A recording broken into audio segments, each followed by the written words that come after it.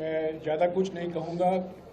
मैं देवेंद्र यादव जी से गुजारिश करूँगा कि ये घोषणा पत्र के जो मुख्य बिंदु हैं उस पर कुछ बोलें और आपको जानकारी दें। पर मैं ये ज़रूर कहूँगा कि ये गारंटी शब्द जो है आज सभी पार्टी इस शब्द का इस्तेमाल कर रहे हैं। पहली बार कांग्रेस पार्टी ने कर्नाटक के चुनाव के समय गारंटी, ऐसे तो हम वादे करते हैं घोषणा पत्र में, हर एक पार्टी हर एक चुनाव के लिए घोषणा पत्र निकालती है, उसमें ढेर सारे वादे होते हैं, पर पहली बार हमने गारंटी शब्द इस्तेमाल किया कर्नाटक के विधानसभा चुनाव के समय 2023 मई, क्योंकि हम चाहते थे कि जनता को ये संदेशा जाए कि जो कांग्रेस पार्टी कहती है वो करेगी।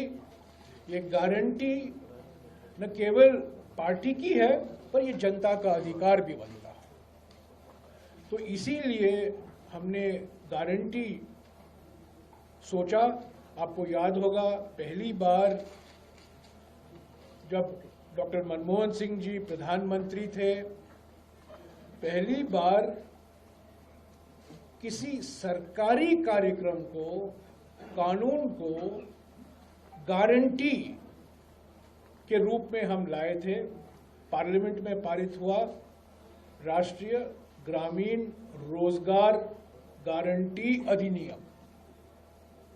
ये गारंटी का माने ये है कि ये अधिकार बनता है जनता का, और अगर वो जो वादे किए गए हैं वो पूरा नहीं होता तो वो न्यायपालिका जा सकते हैं।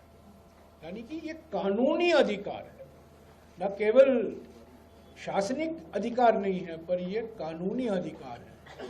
तो ये गारंटी शब्द अभी सभी पार्टियां इस्तेमाल कर रहे हैं, और दिल्ली के चुनाव के लिए कांग्रेस पार्टी ने 5 मुख्य गारंटी दी है, उसकी घोषणा भी हो चुकी है, उस पर काफ़ी विचार भी हो चुका है। अभी देवेंद्र यादव जी इस पर और जानकारी आपको देंगे। पर मैं ये ज़रूर कहूँगा कि दिल्ली में अभी ईज ऑफ डूइंग बिजनेस नहीं, यानी व्यापार करने के लिए आसानी की बात नहीं, पर ईज ऑफ ब्रीदिंग महत्व रखता है। यानी कि सांस लेने के लिए अभी हमें आसानी करनी है। Ease of breathing, ease of doing business नहीं, ईज ऑफ जुमलाबाजी नहीं, पर ईज ऑफ ब्रीदिंग। क्योंकि अगर आप कोई मानक देखें, प्रदूषण और संदूषण के मामले में दिल्ली सर्वोपरि है। हमारे देश में प्रदूषण को लेकर, संदूषण को लेकर, रासायनिक संदूषण को लेकर दिल्ली का कोई मुकाबला नहीं है। ये देश की राजधानी है, और मैं समझता हूं ये बीजेपी की नीति की वजह से हुआ है। इस गंभीरता से लेना चाहिए था, उन्होंने नहीं लिया है। यहाँ की जो आम आदमी पार्टी की सरकार है